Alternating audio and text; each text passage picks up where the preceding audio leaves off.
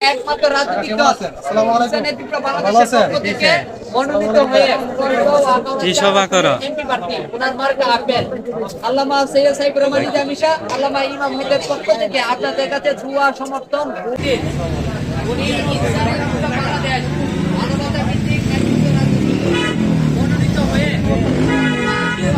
চার আসনের এমপি প্রার্থী ওনার মার্কা হচ্ছে আপেল আল্লামা সৈয়দ সাহেব রহমানী জামিশা আল্লামা ইমাম ভাইদের পক্ষ থেকে আপনাদের কাছে দোয়া সমর্থন ভালোবাসা দিতে আসছি। আমি কুমিরাতুল কলেজের স্টুডেন্ট। এখানে ইন্টারমিডিয়েট পাস করছি, তারপর মাস্টার্স করার পরে LLB LLM আমি গ্রাউন্ডরা জসপুরে আছি। নতুন জীবন নতুন